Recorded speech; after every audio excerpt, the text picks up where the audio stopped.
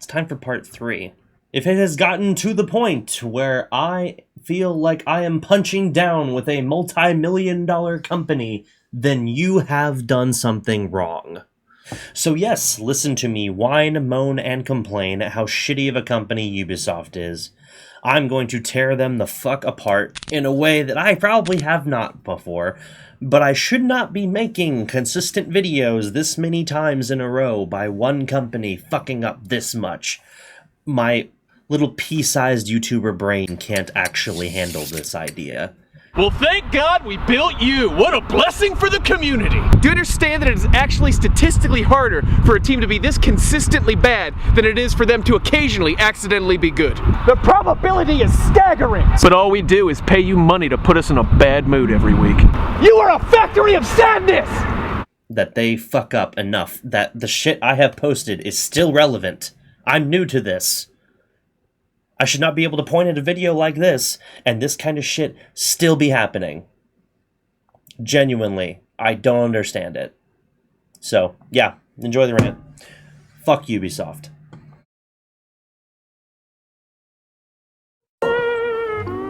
So yeah, exactly as you thought, Ubisoft's X-Defiant will be shutting down in June 2025.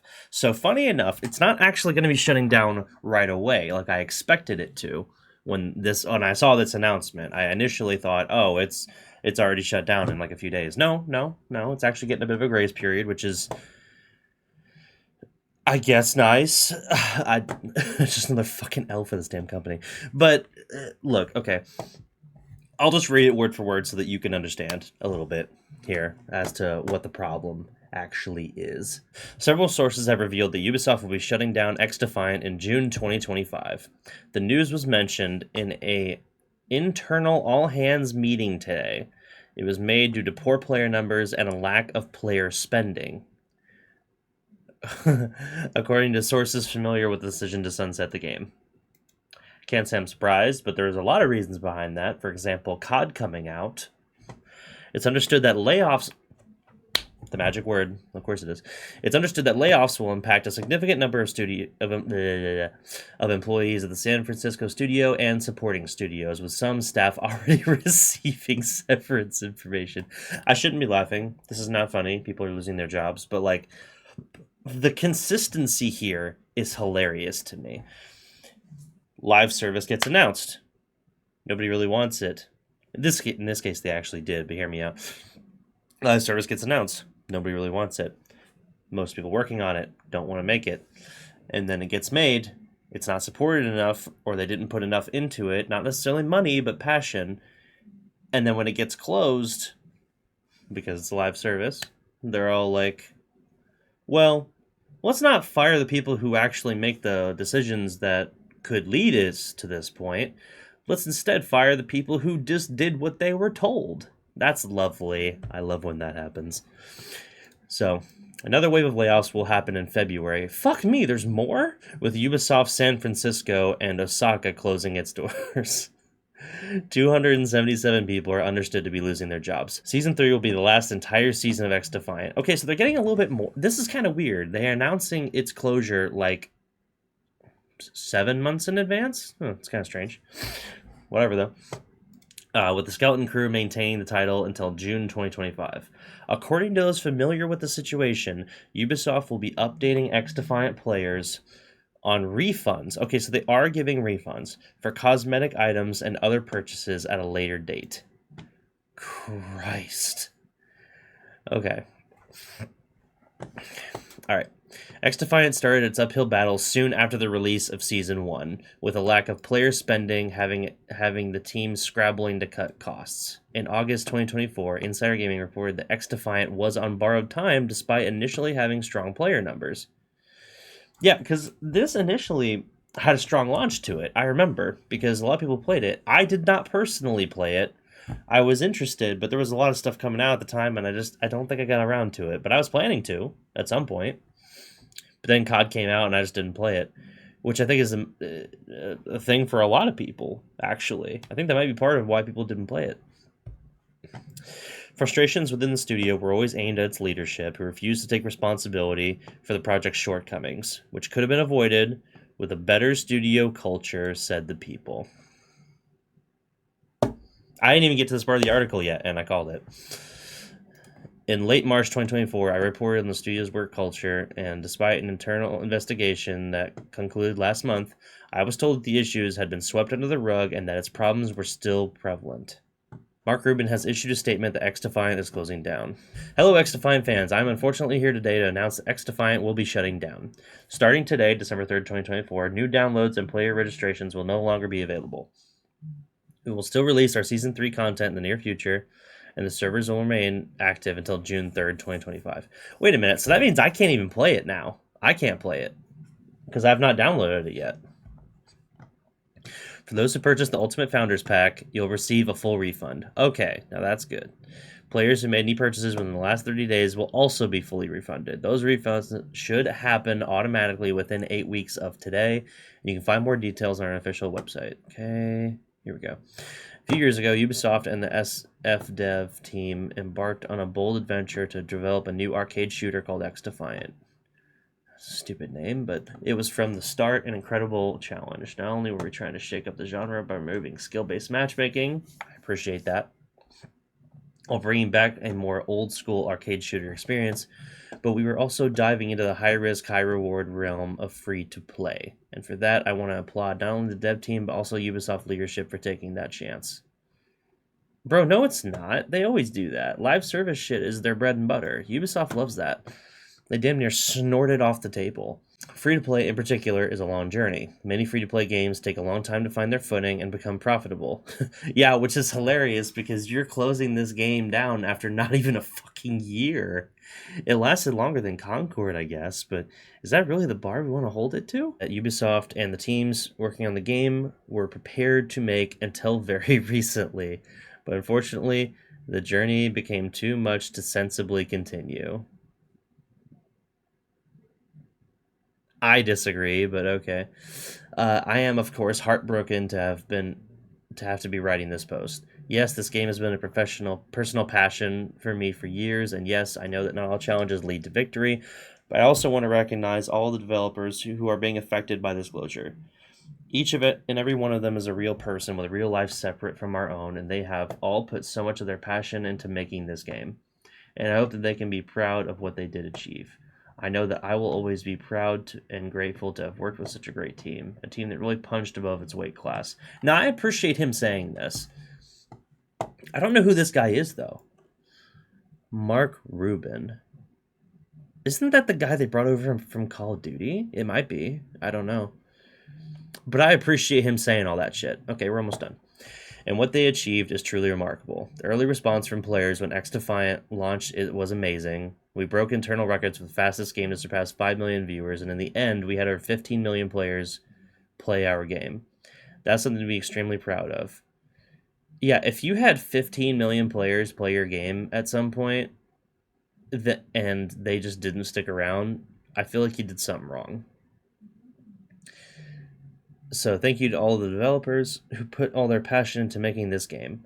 If there's one thing I hope we can all take away from this experience, it's the importance of open, honest communication between developers and players.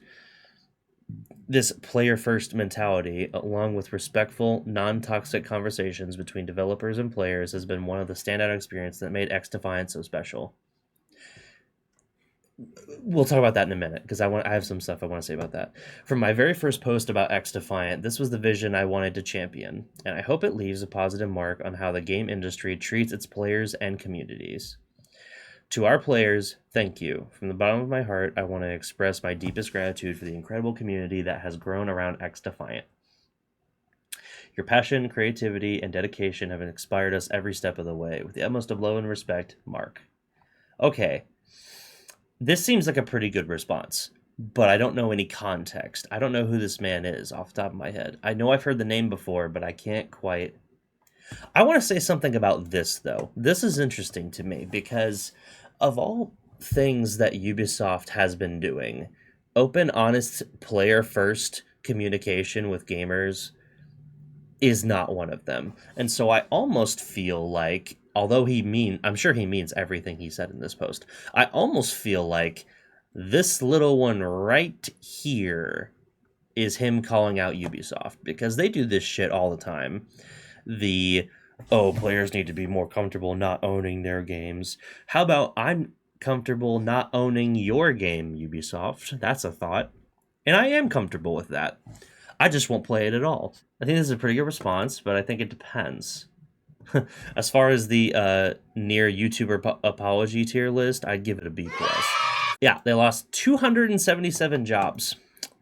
But I saw something in this article that I wanted to show you. Okay, here we go. Is Ubisoft giving up on live service games? I'm sure you know what the answer is, but I'm going to keep reading. Despite X-Defiant's failure, Ubisoft has reaffirmed live service games remain a pillar of our strategy, quote unquote, and that it will apply the lessons learned with X-Defiant to our future live titles. It doesn't, however, indicate what it thinks these lessons might be. Sony, who together with Ubisoft have been the most enthusiastic about live service games, despite very little success in that space, thank you for the shade, were similarly unrepentant following the closure of Concord, even though that also led to multiple studio closures. Buddy, how do these companies not understand at this rate? I really genuinely don't get it. Sorry, I'm gonna turn that off. I genuinely don't get it. I don't understand it. And since my last video about Ubisoft, they have really screwed up in a lot of ways since then. So I'm gonna address a little bit of that right here, because I didn't feel like making a video about every single one, but they kept fucking up, so I had to. Ubisoft has been in financial trouble over recent months. The company's shared price dropped to its lowest point in almost 11 years. Even I thought about buying some. In September, following low sales of Star Wars Outlaws, like really low. And they also delayed Assassin's Creed Shadows, possibly because of the controversy with it. And I'm not even talking about the Yasuke thing, but there was a lot of like architecture that was wrong, and like they had like an arch in there that was representative of the Nagasaki bombings, and like that hadn't happened yet, obviously. So like it felt like there was a lot of crap where like they just weren't really trying that hard on this one. So that's kind of what I mean. Nearer from the future here. I also didn't put this in the video, but I also wanted to at least bring it up. Ubisoft is doing this like Animus Hub thing for all the Assassin's Creed games from the future as like Call of Duty, like similar to Call of Duty HQ, which I think is the stupidest idea they've ever had. And by the way, another thing I wanted to bring up about X Defiant is that game is only available on fucking Uplay. Nobody likes Uplay. Fuck that system. It's horrible. I'm glad they made that announcement here recently that stuff is going to start coming to Steam, but like it should have been that way a long time ago. I'm glad they understand that now. Anyway, just wanted to bring that up. Back to the video. Between the long-delayed Prince of Persia: The Sands of Time remake, the Splinter Cell remake, where is it? Where's Splinter Cell? Why aren't you making a new Splinter Cell game? Eat shit. The Division 3 and Beyond Good and Evil 2, Ubisoft has a lot of games in development that have been problematic long before release. Yeah, they don't seem to be able to do much of anything, really, if I'm being completely honest with you. It's gotten to the point now where a good Ubisoft game is a real rarity. Yeah, I didn't even get a chance to play Outlaws. It's probably okay, from what I can tell, but a lot of people hate on it. Now, this article was posted back in August. Right, it says here, according to several sources at Ubisoft San Francisco has until the end of Season 3 of X Defiant to improve the game's bleep player numbers. Now, Season 3 just started. So, that's interesting to me, because they had even less time than they thought that they did, which is interesting. And this is something I wanted to address too. Behind X Defiant's toxic work culture, crunch, and years of delays. Now, this is something I didn't really know about before, but I'd heard, but I didn't really know to talk about it, because the video on the crew that I made was more prevalent than this at the time. But I want to hear about this. Ruben did confirm that the game has yet again been delayed, but its latest delay was because of major technical issues related to the game's netcode, which is an issue that has been outlined since November 2023. As previously mentioned, XDefiant has missed dozens of internal milestones and deadlines these past couple of years, and although Ruben's latest comments on XDefiant missing its latest release date due to netcode are accurate, it's not a simple case of a one-and-done issue that has plagued the game for years. As Insider Gaming has reported, XDefiant's shortcomings stem from several executives and directors on the project. They are internally referred to as the Boys Club by a large majority of the team. That's not good. At first, the Boys Club was a name given to a select few individuals who caused constant problems for the game's development, and the term was collectively agreed upon by some members of the team to feel a sense of camaraderie. But a couple of years later, that group grew to a dozen or so, both male and female individuals, and its term has evolved into something much more bitter in the studio. The group has been the cause of missed deadlines, crunch, toxic work environment, and multiple people leaving the project, said sources. Christ. While there isn't an exact date on when the club evolved into something more sinister, several sources stated that the change became the most apparent around the time when the Tom Clancy brand was dropped. Around early 2022, okay. Before the decision, the game was intended to be released in the holiday of 2021 without any significant issues that plague the game today. Change meant more freedom for the project, allowing the Boys Club to make unnecessary changes, which has had a domino effect on the progress of the game. Despite the warnings from the team, of course they warned them, it's currently added over 2 years to the game's development.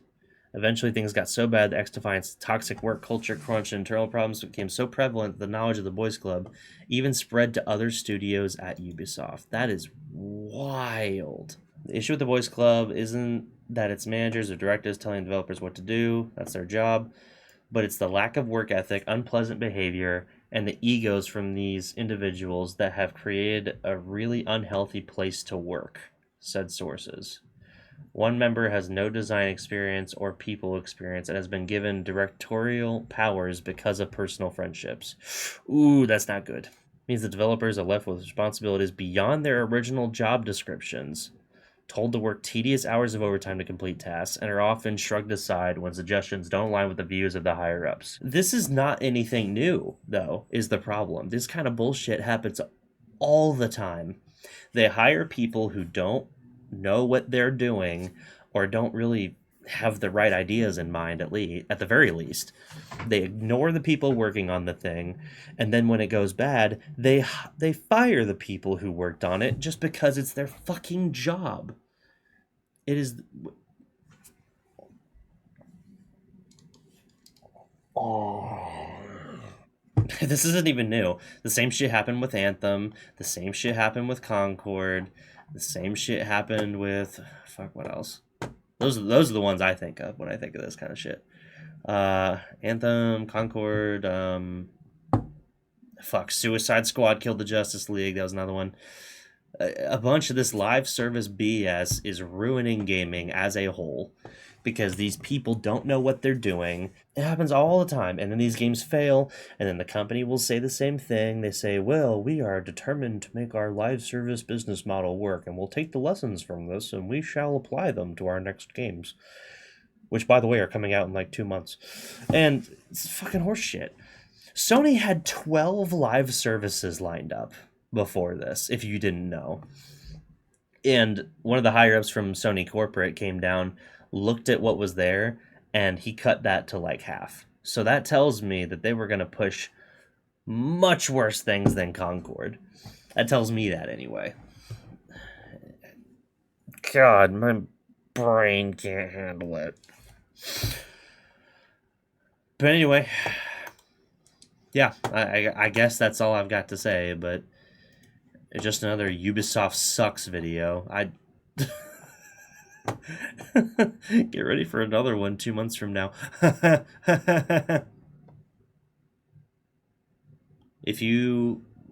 not usually this negative, but I just hate this shit. Anyway, if you would like to drop us a sub down below, if you're here on YouTube, I appreciate it. I try to post more often now, but I also stream on Twitch. Those links are also going to be down below. So have a good one and happy holidays and